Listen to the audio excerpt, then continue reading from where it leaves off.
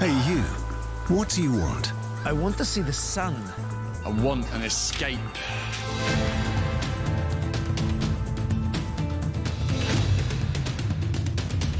You there? An office with a beach view. I want a natural town.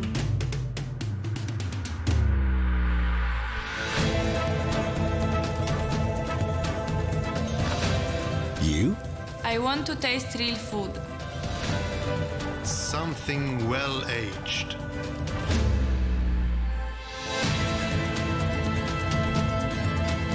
And you? I want to relax. I want peace.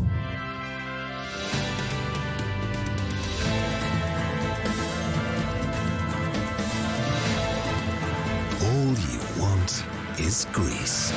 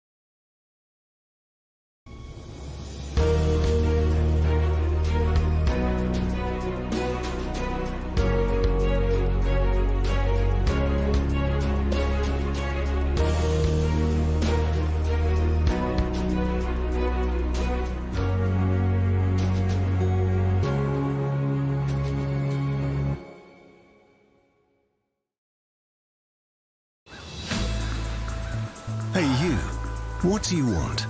I want to see the sun. I want an escape.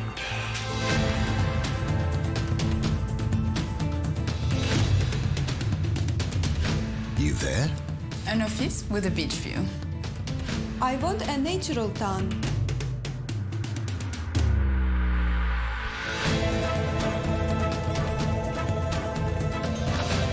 You? I want to taste real food. Something well aged.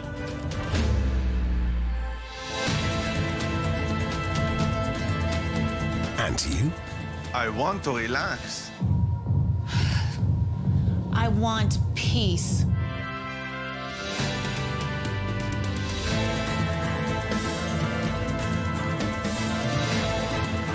All you want is Greece.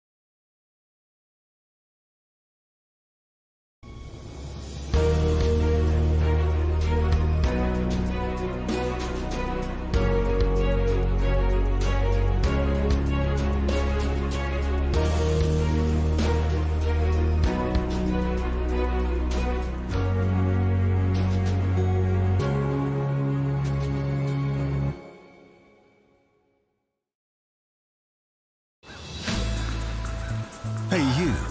What do you want? I want to see the sun. I want an escape.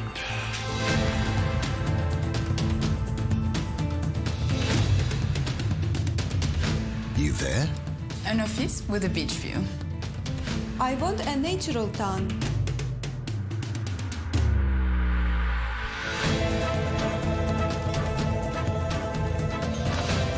You?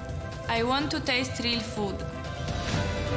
Something well aged.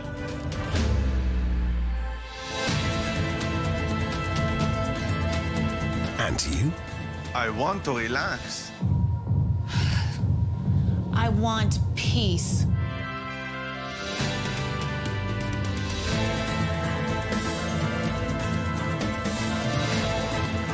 All you want is Greece.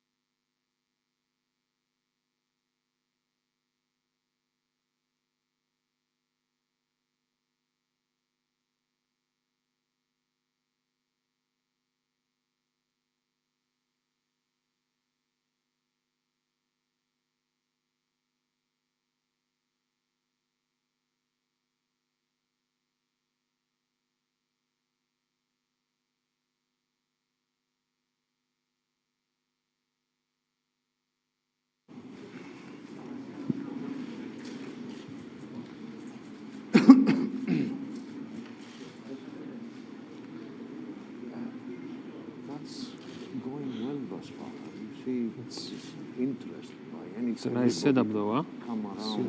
It is. I think it's, huh? It is. Yeah, and before the...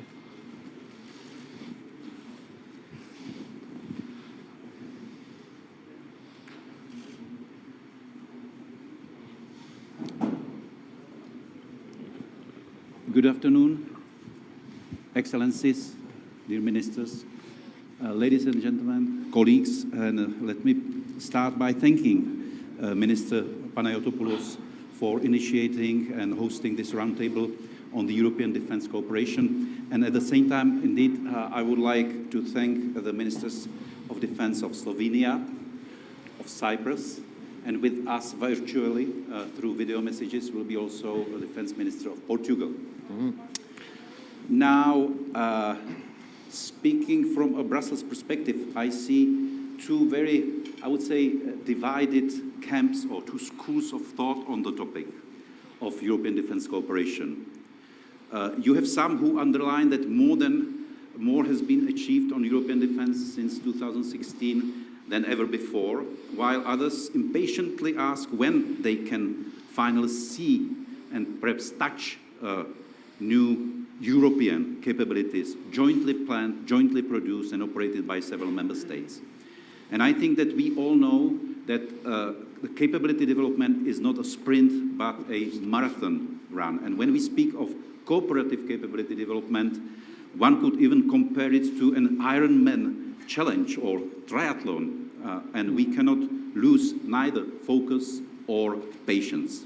The starting point of the EU defence initiatives was the global strategy in 2016, which confirmed Europe's heightened ambition to become a trusted and credible security provider. Based on this, the EU defence initiatives, the Coordinated Annual Review on Defence, the Permanent Structured Cooperation, PESCO, and the European Defence Fund were brought to life. Over the years, all of these initiatives have made a good progress, I would say.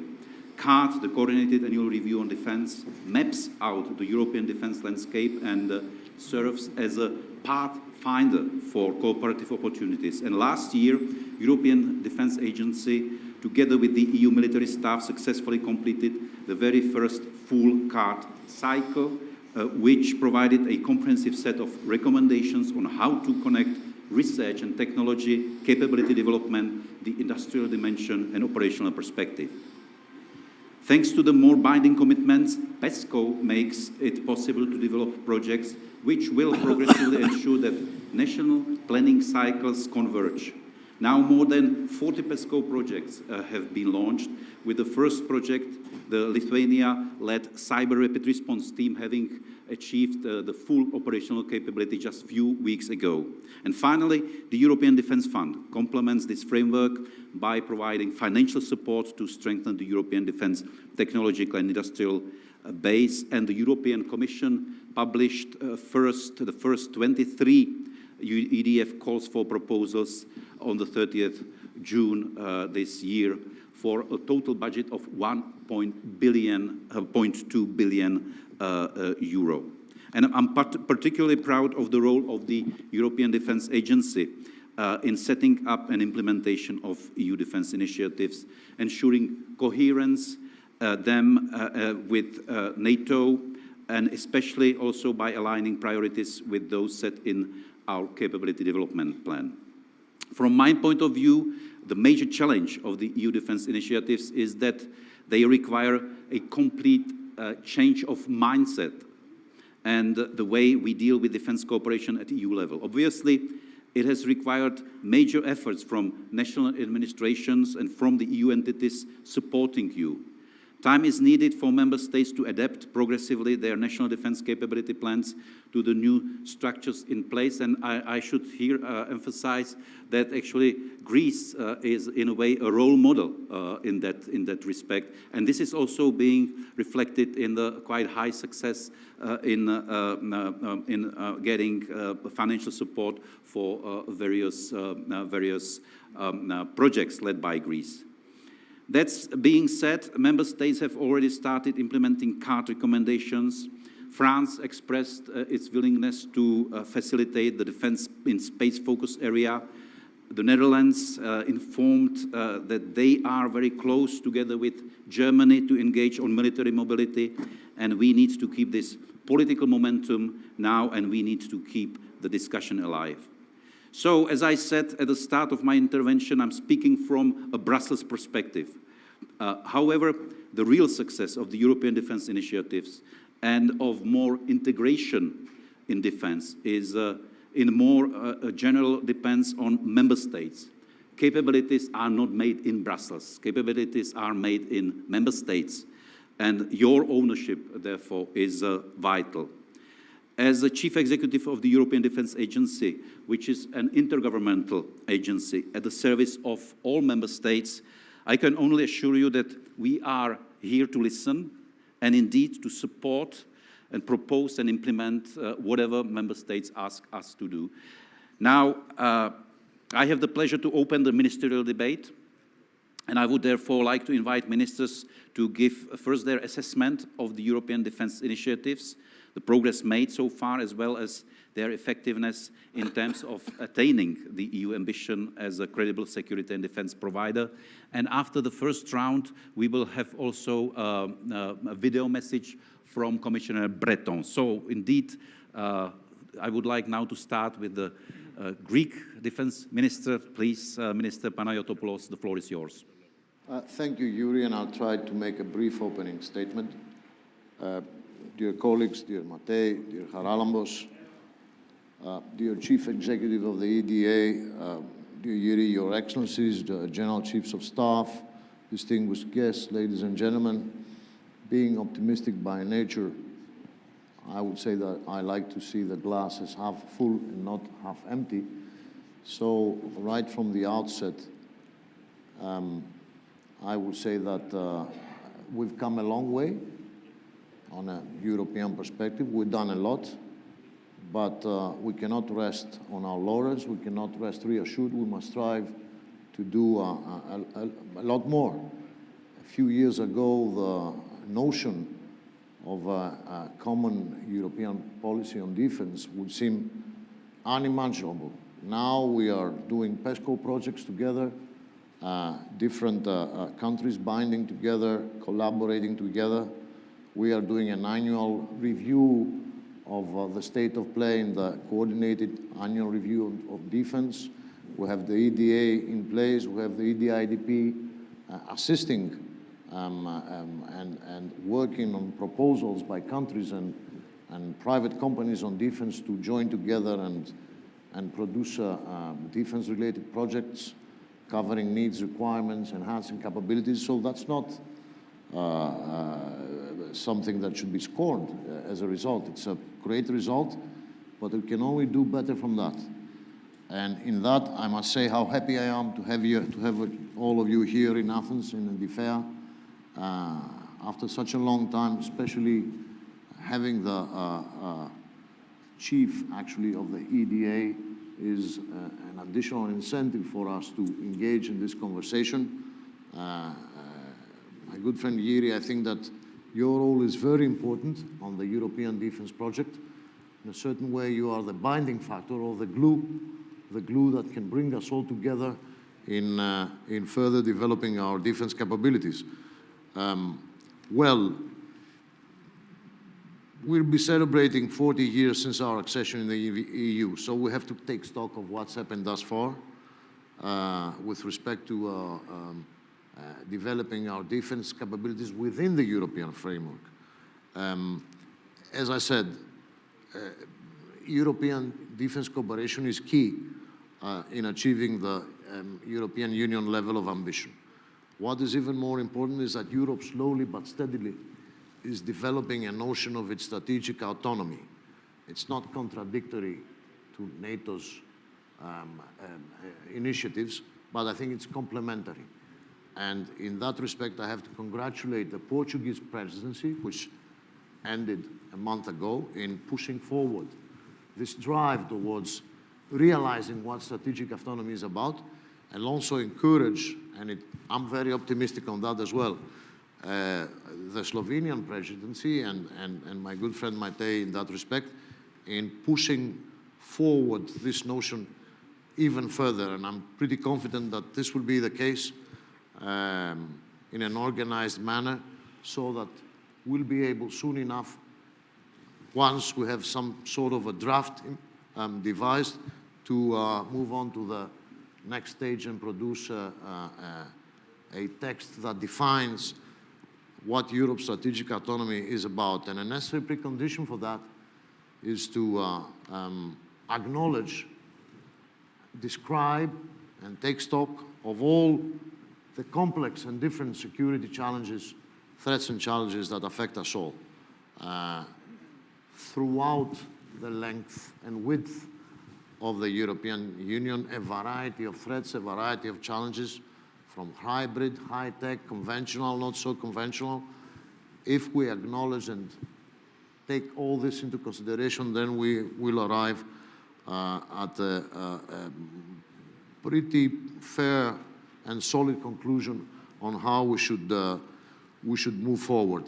Now, last November, we had a Council decision on the participation of third countries. That's a breakthrough of sorts. Every country that had its well-founded reservations found a way to move ahead, arrive to a consensus. That is what Europe is about, actually. Europe has come forward through a series of debates that led to a consensus decision of how to move forward. I think that's it's a welcome breakthrough. Recently, the United States of America, Norway, and Canada were received in the military mobility project.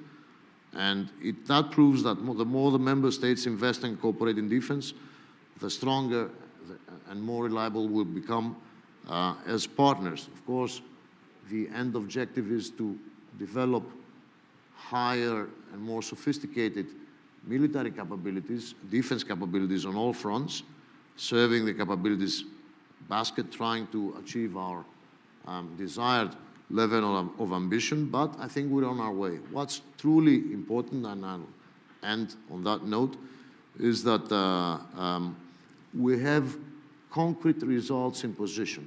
The EDIDP, the European Defence Industrial Development Programme, has already proved its potential. We've tried as a country to make most of the benefits presented to us. We've received funding for 4 projects in 2019 and 1 more this year. We have invested a lot in producing attractive proposals to be funded with the EDIDP. I think that's what the EDIDP requires of its member states. We've tried to achieve synergies with member states and partners, and I think that is the way to move forward, establish stronger partnerships, and slowly, gradually, but steadily improve our common position in defense. So, in retrospect, I think we should all rejoice and respect our efforts of the previous years, but rest inquisitive, remain restless on what lies in the future. And if we want, at the end of the day, to become credible security and defense providers, we must understand, we must all understand that, first of all, we must be secure. We must attain the capability to protect the citizens of the European Union, and also to become a net security provider and stability provider for the wider region. And if we do this, I think, and in that the drafting of the strategic compass will be a very visible milestone, I think we will have achieved our most precious aim. So let us move forward in unison by understanding each other's needs and requirements, synthesizing all that the way Europe has been doing this for decades now, and at the end we will be successful in our quest, I think, with your invaluable support, Mr. Chairman of the EDA. Thank you very much, Mr. Minister, for your introductory remarks. And indeed, now, Minister Tonin, and you are just starting your presidency. A lot of expectations, indeed, and strategic compass as one of the major tasks that you are now taking over from the Portuguese presidency. So, please, the floor is yours, Minister Tonin. Thank you, dear colleagues, dear Nikolaos. Thank you for inviting me to this exhibition to feel again how it was before the COVID. I think today's exhibition in a way was returning us back to the normal life, and I hope that it will stay like this even in the autumn. So vaccination, I think, is still the only thing which can save us. Yeah, I was thinking about defense ministers within the European Union, and I'm the youngest one, I think. It's a little bit strange, but anyway, at least I know how peace can be fragile, because I'm the generation who was born in Yugoslavia. You probably know that country at that time. Start the school in Yugoslavia, but luckily finished his first grade in independent Slovenia. So we celebrated a few days ago our 30th anniversary of our independence, and we were fighting for this independence. And even though that I'm the youngest defense minister, I know that peace is fragile, and that we should do more for our security and for our stability. And I think that stable Europe is the best thing for the safest world, not just Europe, but the safest world. But in today's world, if you want to be a global player, beside economic strength and diplomacy who is speaking with the same voice, you need a strong military as well. And this is the part which European Union is really having problems. That's why I'm really happy that in the last couple of years, many European initiatives have developed. I can name a few of them, but you probably know them: PESCO, EPF, EDF, CART, EDA, CDP. So many different initiatives. And the crucial point is that one of the most important goals ahead of us is to achieve a greater coherence between different priorities and goals set by different initiatives. So I think now we are at the point where we have tools, but we have to use these tools in appropriate way. And if we will use it in appropriate way, then I'm not afraid for European security. Thank you very much, Minister Tonin. And indeed, European Defence Agency is here to support you in that proper use. But also, actually, we are now trying to do our best in order to a bit simplify and streamline those initiatives and the way how they are being actually implemented by the member states in order to mitigate the administrative workload or even burden upon the member states. Now, I would invite virtually Minister Cravigno for delivering his introductory message, please. Begin by thanking Greece and my friend Nikos Panagiotopoulos for his initiative in getting us together to discuss such an important matter. I'm very sorry that I'm not able to take part in the roundtable today. I'm sure, though, that this is one of the many ministerial encounters that we need to have in this moment of definition of the European defense identity.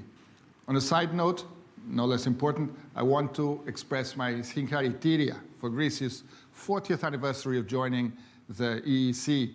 But getting back to the issue at hand, let me set the question in a broader framework. A geopolitical Europe requires a credible common security and defense policy.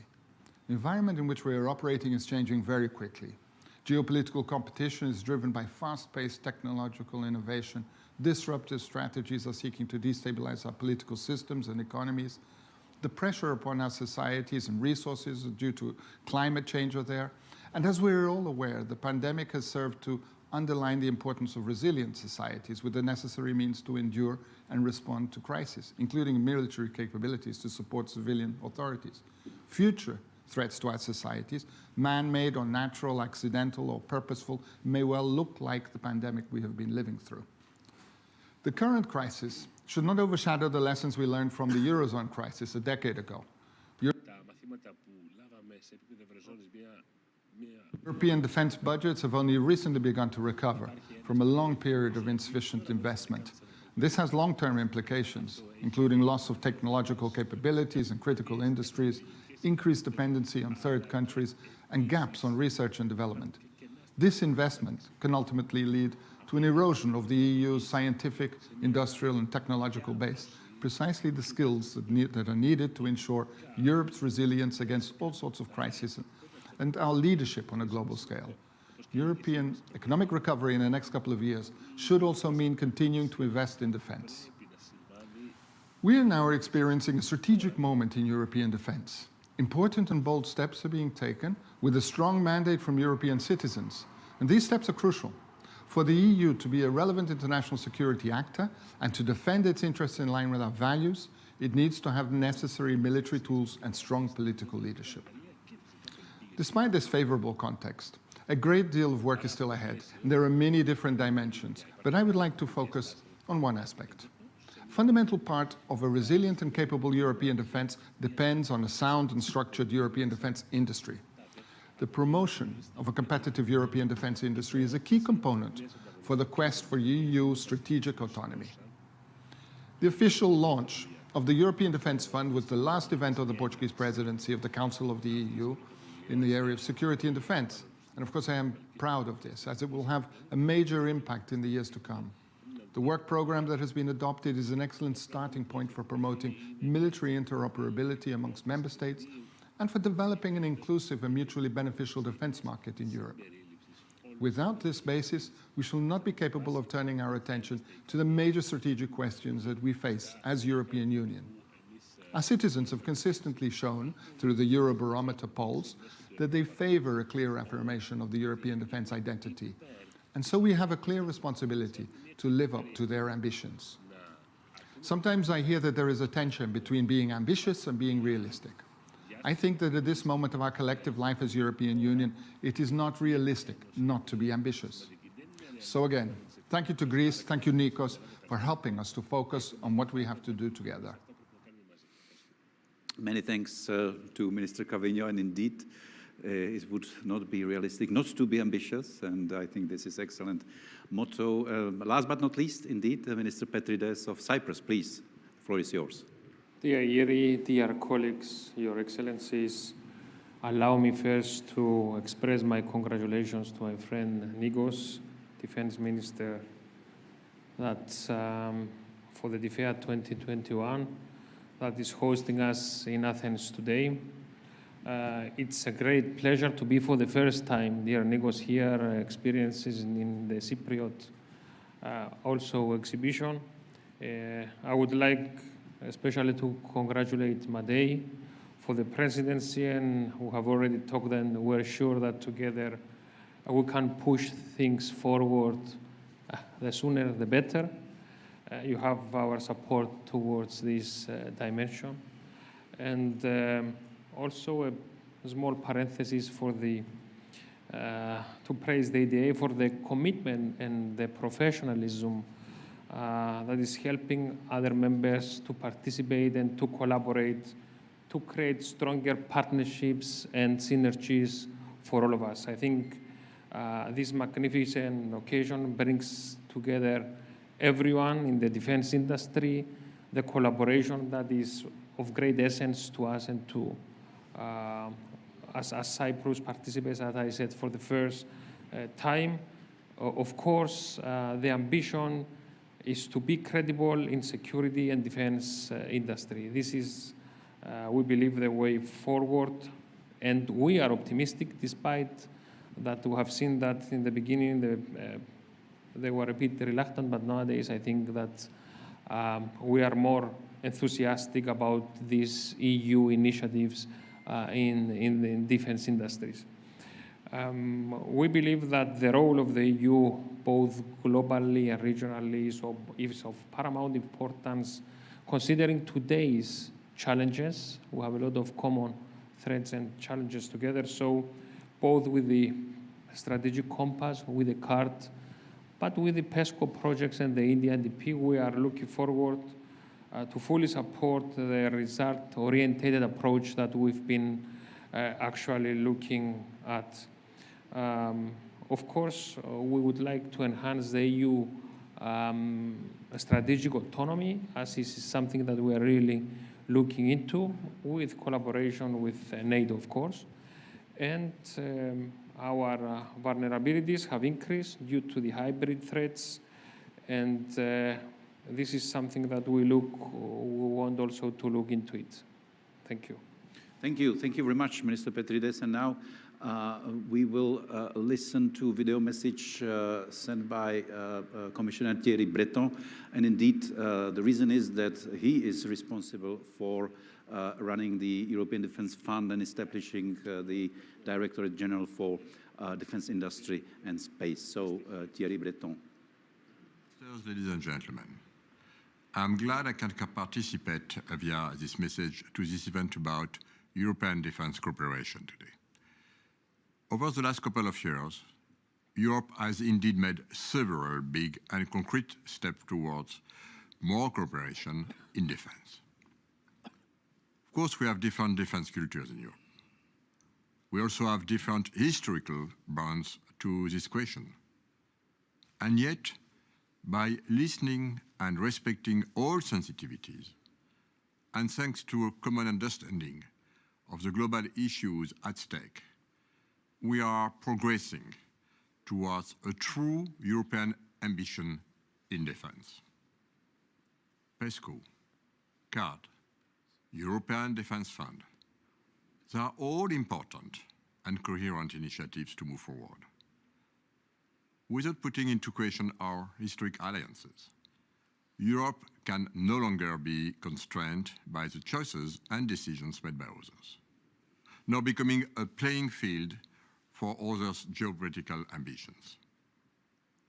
The EU should gradually complement its arsenal of soft power with hard power capacities to become progressively, let's say, a security actor on a global level. And for that, we need a strong, competitive and innovative European defence industry, capable to deliver state-of-the-art, full-spectrum defence capabilities. In this sense, the European Defence Fund is an essential contribution towards a greater European sovereignty. It is an essential lever in the defence of our citizens, our interests, and our values. And it contributes to make us a credible partner, particularly vis-à-vis our allies, for example, within NATO. With the European Defence Fund and its 8 billion euros, the European budget is now a major source of funding for defence research and development within the EU. The European Defence Fund is also an essential contribution towards European technological sovereignty and strategic autonomy. Just a few words to highlight 3 main points on the Defence Fund. First, the European Defence Fund is resolutely pan-European. It must benefit to all member states and to industry of all sizes, including, of course, SMEs. This is one of the keys to its success. The fund establishes cross-border cooperation as the new standard. Second, the fund is based on a principle of co-financing between the EU and the member states. Representing 13.5% of the EU's total defence R&D spending, it places the EU among the top 3 defence research and technology investors in the EU. The EDF should not be a financial gap filler for pre-existing cooperative projects, but, in the contrary, a multiplier. Third, the European Defence Fund is capability and technology driven. It will focus on high-impact projects. In doing so, we'll give operational superiority to our armed forces and invest in the cutting-edge technologies. 2 weeks ago, we adopted the first work program of the European Defence Fund and published 23 calls for proposals. Our calls represent an investment of 1.2 billion into defence R&D projects for 2021. For example, we allocated 700 million for the preparation of large-scale defence capabilities, such as next-generation fighter or ground vehicle fleet, digital and modular ships, and ballistic missiles.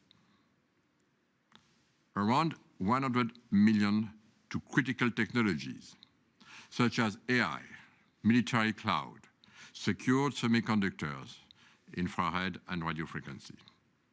Other sectors financed are, for example, space for 50 million euros, medical response for 70 million euros, or digital and cyber for more than 100 million euros.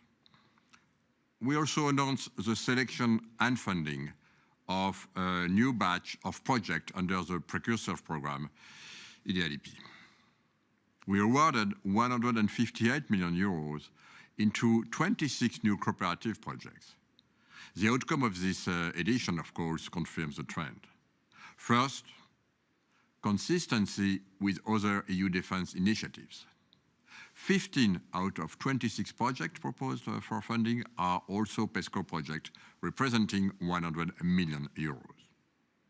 Second, a high level of interest from industry, with participants from 25 member states and more than 420 entities selected. Third, cooperation is a reality, with, in average, 16 entities in 7 member states per project. Fourth, a very strong SMEs participation, with 150 selected SMEs representing more than 30% of funding. And this shows clearly that the fund is open for all. We also awarded 137 million euros to 2 major flagship initiatives, Eurodrone and ESSOR. In conclusion, I want to say that Europe is taking its responsibility in investing in the defense sector. The work conducted by the member states and the HRVP on the strategic compass is extremely important in order to give a direction to the European defense cooperation we are building. I consider on my side, for instance, that we should build a stronger space dimension into our European defense strategy. In the same vein, we should integrate more the cyber defense dimension into our defense cooperation.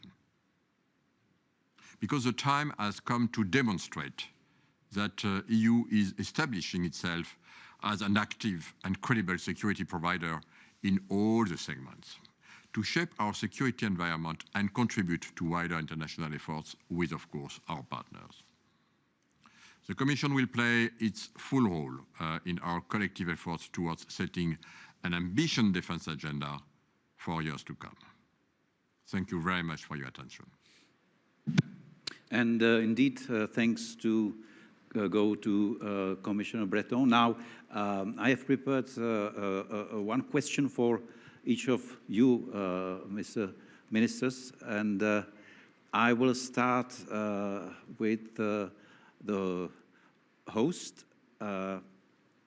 Greece is celebrating, as you mentioned in your expose, 40 years of being a member of the European Union. And now we have heard a lot about various initiatives.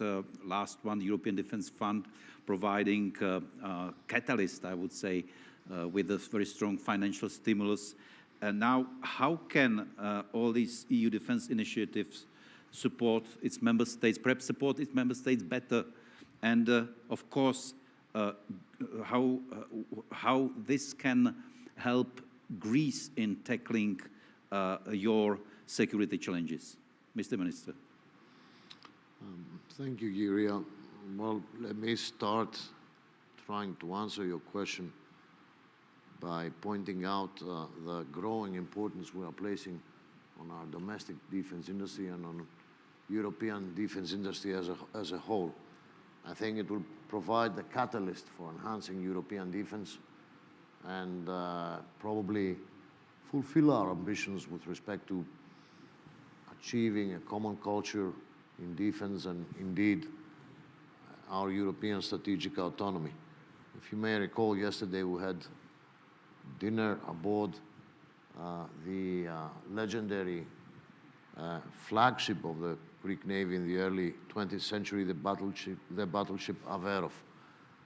And if you may recall, we pointed out during the tour that that was a ship built in an Italian shipyard with engines made in France, generators manufactured in Germany, and guns made in Great Britain. So in a way, in a strange and funny way, it was an ancestor to a PESCO project or a EDIDB funded project. And it was before Brexit, yeah? And it was before Brexit, yes, yes, true. In other times, difficult times, you know, I still maintain that times we live in are very complex and diverse and challenging, and especially in terms of modern geopolitics in the region. So the challenges are there. It's not let's say, completely secure environment. On the contrary, new threats are emerging, new domains of conflict, such as space, a strategic prerogative for NATO as well. New types of hybrid threats are emerging, and we have to keep and maintain and enhance our resilience. How can we do that? By cooperating more intensively together. I do believe that the enhancement of the European defense industry could be the catalyst for achieving greater understanding with respect to our eventual common defense policy. And as I've said, we've come a long way, but we have a long way to go still. We will try to keep driving certain, let's say, aspects in achieving greater consistency and a more comprehensive defense cooperation. We will keep on incentivizing force generation. We will keep on driving forward synergies in the context of PESCO and the DIDP. We will keep on insisting on cooperating in fields such as maritime security. Very important in the Mediterranean theater of operation, I should say. Historically, whenever the Mediterranean has been a stable and secure region of the world has gone forward in growth, in terms of growth and prosperity. Wherever there was trouble during the Mediterranean, there was conflict spreading in wider regions and certainly affecting Europe. So we must make sure the Mediterranean is a stable and secure environment. So we need to improve maritime situational awareness, enforce and enhance a standing European Union maritime presence. Those could become tangible objectives in the Strategic Compass initiative. We must improve resilience in order to deal with growing hybrid threats. Each country has its own array of what a hybrid threat is perceived. In our minds, we faced and actually addressed successively our own version of hybrid threat with the attempted invasion, attempted breach of our land borders in the northeast last March. We had to look at it as such and address it in a decisive manner. And thanks to the planning and awareness and excellent capabilities of our armed forces, as coordinated by our military leadership, I think we achieved a successful result and also galvanized Europe in this notion that we share a European border and we should all do what needs to be done in order to protect and defend it when it's threatened. Now, more things that we can do, of course. the reinforcement of the European Union industrial base, touching on European defense is very important. Integration of PESCO and EDF will allow us Europeans to develop and deliver capabilities within a competitive environment. There's so much we can do, but I think it all centers to a common desire to develop a common culture of what constitutes defense for Europe and security for the wider region. We all like to see ourselves as net security providers and contributors into a general international environment of peace and security. Europe has come out of centuries of bitter and bloody conflict and finally realized that it needs to band together in order to generate a peaceful and stable future, not only for itself, but for the wider region, the whole world indeed. And I think if we realize this, realize how long a way we've come, how much progress we have achieved, but stay also alert on what needs yet to be done, then we will be able to achieve a common defense culture and be able to be providers and contributors to peace, security, and prosperity in the whole world, and certainly in the regions affecting and being affected by us. Thank you. Thank you very much, Mr. Minister. Now, my question to you, Minister Toninen, it's obvious. What are the priorities of your presidency in the area of defense cooperation? Indeed, not only EU defense cooperation, but regarding EU-NATO cooperation, and how can, in your view, those initiatives that we discussed today, how can they reinforce not only EU side of the game, but also NATO?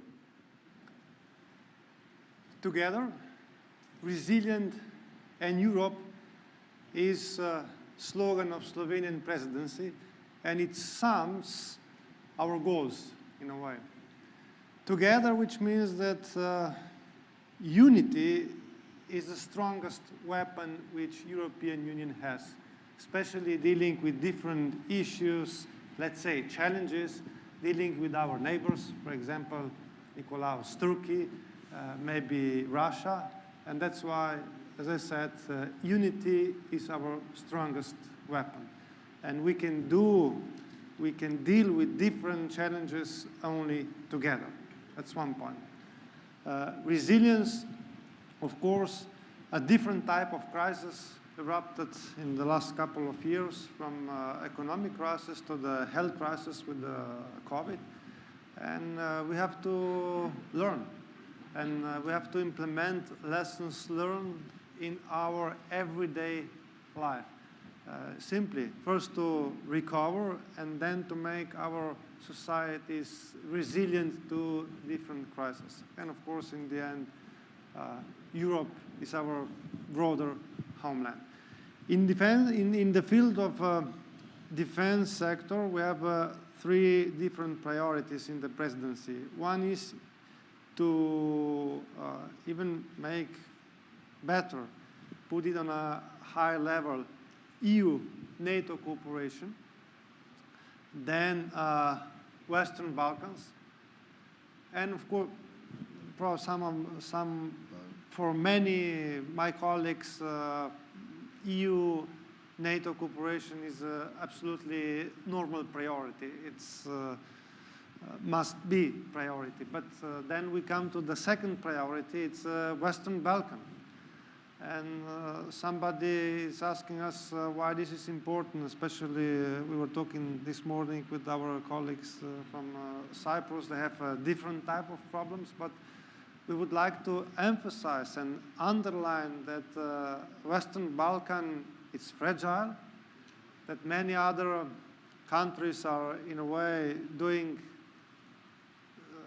put it diplomatically, different things. We can name Russia, we can name China, we can name as well Turkey. And if we won't focus on the Western Balkan, then somebody else will. And the third priority is, of course, energy efficiency. We are talking all the time on the European level about green transition, about Green Deal, and we feel that we have to do our fair share as well in the defense sector. And we have many opportunities, and it will be beneficial for our nature and for our armed forces to make a different type of systems, equipment, specific fuel. We can all use these initiatives within the, we were talking before about that, to develop such kind of things, to go in the line with the, let's say, green defense as well. So these are our main three priorities. And of course, we were mentioning today a strategic compass. This is, let's say, inherited priority.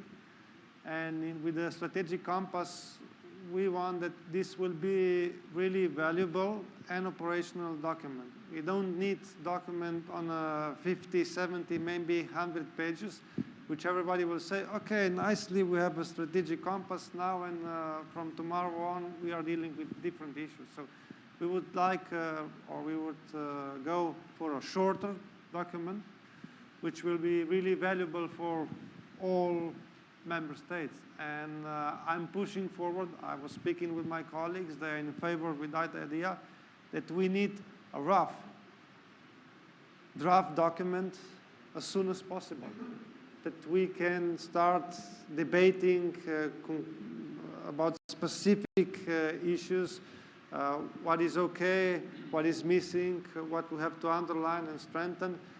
Because until now we had many discussions, debates, meetings where we were talking about principles. It is very important to talk about principles, but now it's the time to form a document. So that will be more or less our duties in the next couple of months.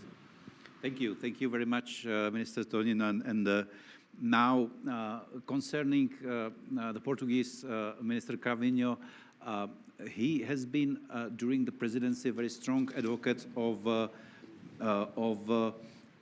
better, deeper embedding or using those defense initiatives, European defense initiatives, in national systems.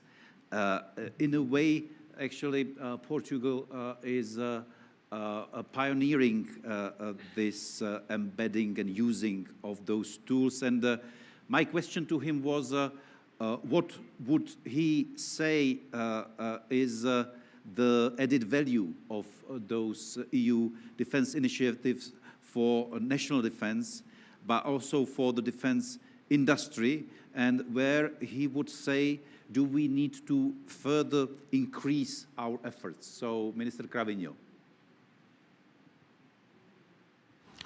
Yes, Portugal has certainly advocated for greater coordination across the board, and this is going to be key for generating national buy-in for the new EU defense tools. Portugal combines increased defense spending in line with national priorities and commitments with active engagement in European defense. We have made great efforts to ensure that investment in defense translates into a more skilled workforce with better and more stable jobs. I think that it is fundamental to be able to demonstrate this link to our public opinions. I'm sure that the same is true in other countries. In the United States, for example, there is a widespread understanding that defense spending is good for the economy. We need to develop the same understanding in Europe. Developing the European defense economy is not just good for defense policy, it is good economic policy. We need both. A key step is to ensure the new planning instruments for the EU defense, including the EDF, are fully integrated into national planning cycles.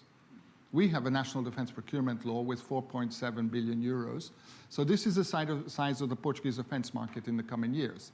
And this is a unique opportunity for Portuguese SMEs to integrate value chains for the European defense economy and to develop new areas of activity. The results of this will be very positive for economic growth in Portugal. I'm sure the same is true in many other European economies. Defense sectors are particularly oriented towards export growth, and they tend to be innovative. And this is something that we all wish for our companies, especially our SMEs. Portugal is also actively engaged in PESCO. We lead 2 projects which are in critical sectors for European security and defense. cybersecurity and cyber defense, as well as unmanned anti-submarine systems, which are critical for maritime security. But most importantly, we have been very successful in the recently published results of the EDIDP program, which is the precursor of the European Defence Fund. We've had 18 Portuguese companies participating in approved projects. And that's a great encouragement and a good sign for the future. Portugal, like 20 other EU member states, is also a NATO member. And each of us has only one set of forces and many aims to address. Establishing priorities is fundamental. Addressing the issue of burden sharing between the EU and the NATO alliance is also of utmost importance. By better aligning the capability development cycles of the two institutions, we will be better prepared to ensure the necessary innovation cycles in the current very competitive geopolitical context. Portugal recently organized through IDD, Portugal Defence, which has a stand here at DEFEA, a conference which gathered for the first time industry representatives in the format of defense industry dialogues. As the European Defence Fund gets up and running, it is very important that European holding companies, such as the IDD, should join forces in order to establish a good dialogue with the European Commission on priorities. Balanced geographical representation is needed. National capacity needs to be reinforced, as well as ensuring that national representatives of the defense technological and industrial base have a voice in the dialogue with EU institutions and have the opportunity of representing and advocating on behalf of their interests. Now is the time to organize for this. Absolutely. Now is the time also for Cyprus. And indeed, you've been quite active across those initiatives that were mentioned, but also you are very active in participating and supporting projects, ad hoc projects within the European Defence Agency. So what would be your main takeaways, Mr. Minister, on using the EU Defence Initiative so far, and how you see their importance for your national defence in the future? Well, as you said, we're pushing forward for PESCO and EDA projects. We're a very small island, and despite this, our participation of the relevant initiatives. Despite the fact that we do not have a defense industry in the strict sense of the term defense industry, we have managed, of course, over the recent years to successfully have about 9 PESCO and 8 EIDP projects. So we are actually cooperating, and I think the terms unity, PPP, private-public partnerships, together is something that we are building upon our bilateral relations through this collaboration. And the key enablers to develop and facilitate this cooperation between the private sector and the government, the public sector, but as well as the research center, bringing in the research center and the academia, which is very important to have everybody on board, gives this new opportunity for the future for the high-tech industrial. We have actually done 3 major steps quickly to be able to get these projects. The first one was that we have established a research and innovation unit within our ministry. The second one was that we have created our own national defense scheme, named Athena. So we have incorporated everything, and we are supporting financially not only Athena projects. And third, we had created our national ecosystem of small and medium enterprises that they were able to be accommodated through these PESCO projects and the IDP projects. Of course, all of this would not have been possible if the EU didn't have these initiatives over the last years. If you recall, a couple of years ago, that we would have been we had this opportunity to proceed. Someone would have said that this wouldn't be possible, but today we clearly see that through our participation in different projects, we can enhance our bilateral cooperation within the EU and joining forces together for more synergy and, in addition, diversifying our military cooperation. We believe that it goes without saying that these projects, like Cyprus has these important opportunities as a small country, can be with a relatively cost-effective way. I mean, the reasonable cost is quite competitive considering what the end result will be. So we as a small country and other small countries will have the benefit of these end products and research products through this project. So we believe that this is only the beginning and that this will be elaborating over the next years to come. Thank you. Thank you very much, Mr. Minister. Now I have one last question for all of you. The same question, and perhaps I will start in the inverted order so that we will end up with the host. And the question is indeed very simple, but perhaps difficult to answer. We'll see. We are gathering here in the framework of a defense industrial exhibition. So what would be your message as a politician, as a leader, as the person responsible for your respective national defense to the defense industry? Well, if we may start with Minister Petrides, please. I believe that the signals to be achieved today is the close public-private sector cooperation. I think we have all mentioned this in detail. It's something that we are looking into it, a forward-looking approach, and exploring more the opportunities that exist in the EU. Cypriot companies are here today in the DEFEA2021, and together with the research centers, they are taking an interest of this very good opportunity. The European Defence Fund, we believe, will give a great advantage that will have a collective vision to build Europe of defense and to be able to provide security to its citizens. So we believe that Cyprus values EDA's work immensely, and an all-inclusive approach is something that will enable everybody to participate. It is an all-inclusive approach. As a small country, together with Greece and other 10, 11 countries that will participate in different projects, we have shown that we can share experience, we can share know-how, we can learn from best practices and learn from each other, and therefore there is an integrating EU defense system that will allow us to be optimistic for the future and the years to come. Thank you. Thank you very much. Minister Tonin, please. My message will be very simple. Please see Slovenia as your opportunity, because right now we are in the process of modernizing our armed forces. It's a project of 6 years. In the Parliament was just a couple of months ago passed a bill, a historical bill for Slovenia, with the biggest amount of money for investment in the defense sector. So I see today's fair and all today's participants as the one who can help us to modernize our armed forces, and you are more than welcome.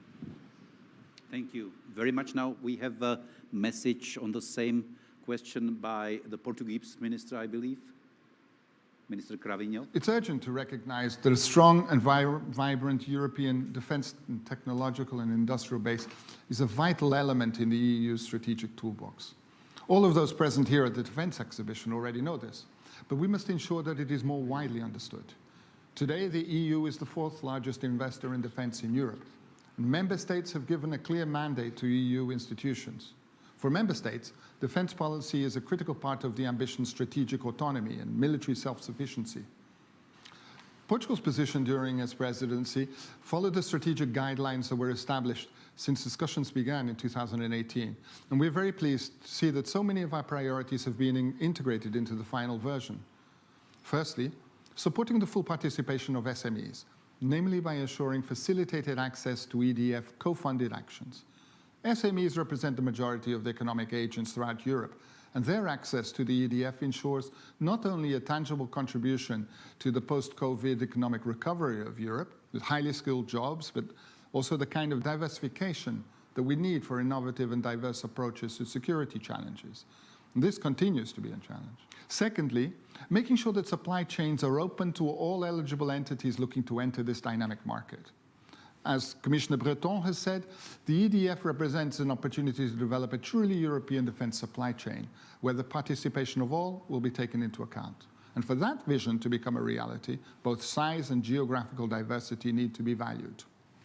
Thirdly, support to emerging disruptive technologies by supporting projects with a high level of technological risk. So we're pleased to see that up to 8%, about 70 million euros, of the EDF was allocated to disruptive technologies. Fourthly, leveling the playing field was also a major priority through the development of an inclusive and mutually beneficial defense market for all member states.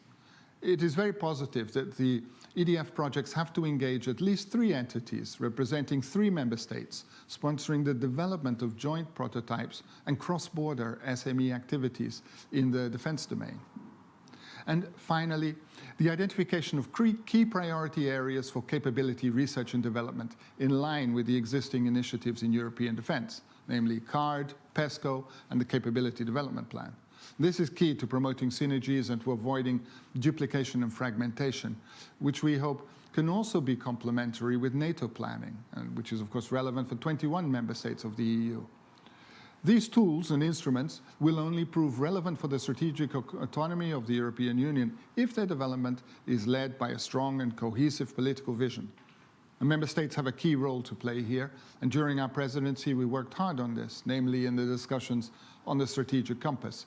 And I would like to seize this occasion to thank Greece, Slovenia, and Cyprus for their contributions to this. Thank you. Thank you. Thank you very much. And indeed, last but not least, Minister Panagiopoulos, please. Thank you, Giri. Indeed, the message I would like to convey is that the European defense industry has an extremely important role to play in assisting Europe to realize the ambitious goal of its strategic autonomy. And indeed, the role is more important even than anybody could imagine. Being realistic and simplistic also, I would say that I cannot see a European army taking formation very soon, but I can see many synergies, more synergies developing from the domain of defense cooperation among European defense sector companies. And that, I think, is a perfectly realistic and achievable goal. In Greece, we've made a very simple type of thinking with respect to our defense industry. We need to maintain, compelled, of course, by various reasons, our geopolitical challenges.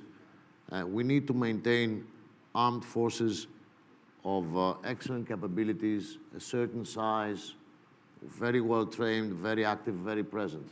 But in order to be able to support this type of a present armed forces, we need to rely on a very present and active and functional and outgoing and competitive domestic defense industry.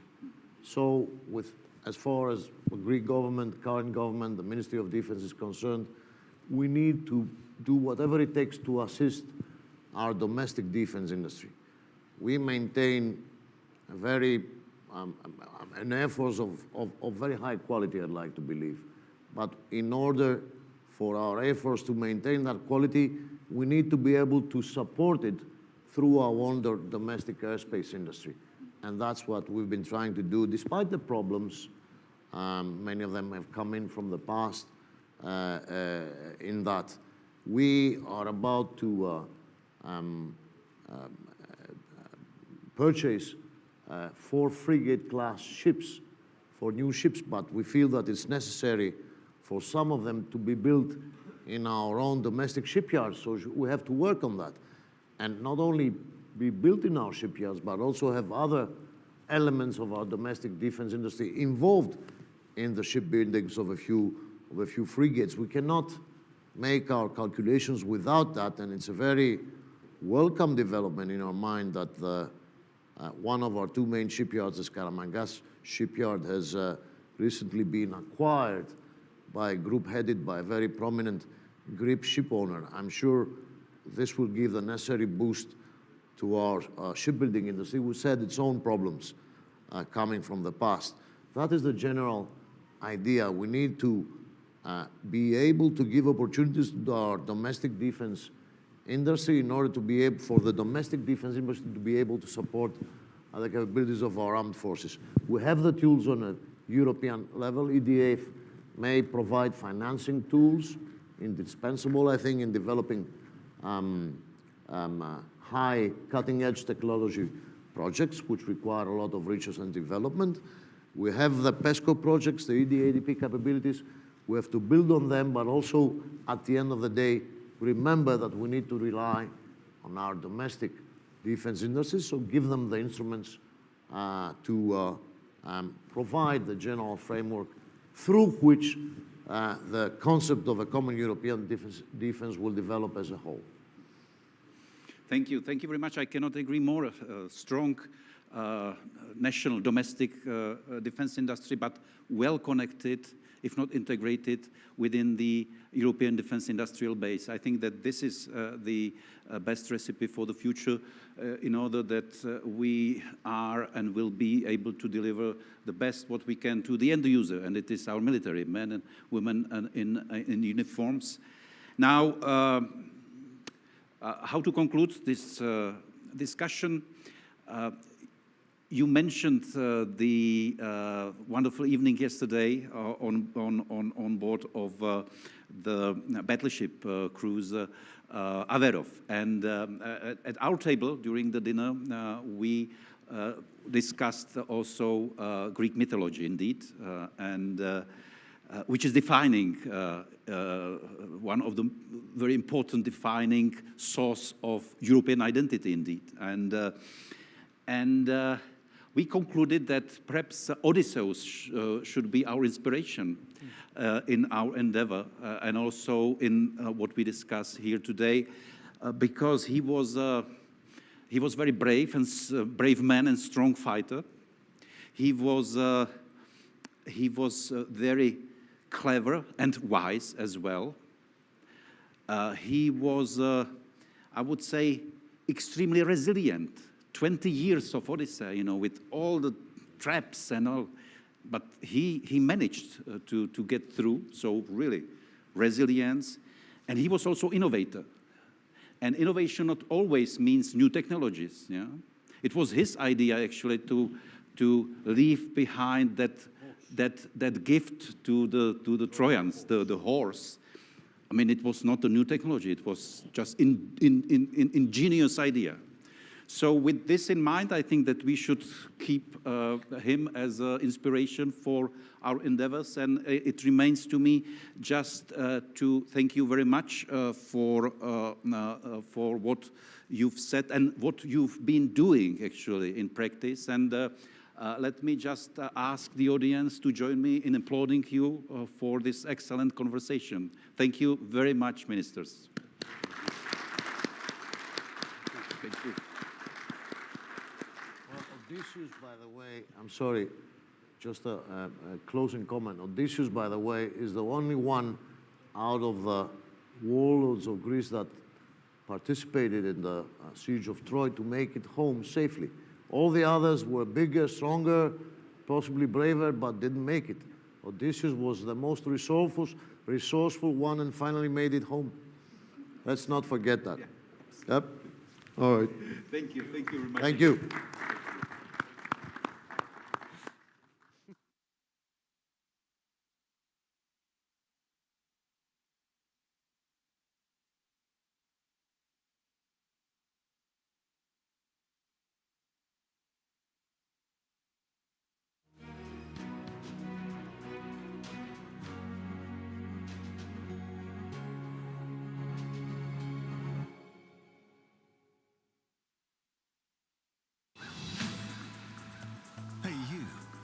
do you want? I want to see the sun. I want an escape.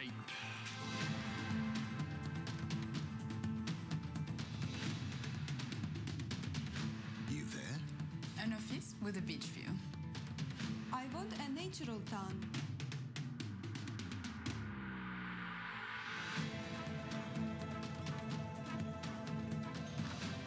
You? I want to taste real food. Something well aged.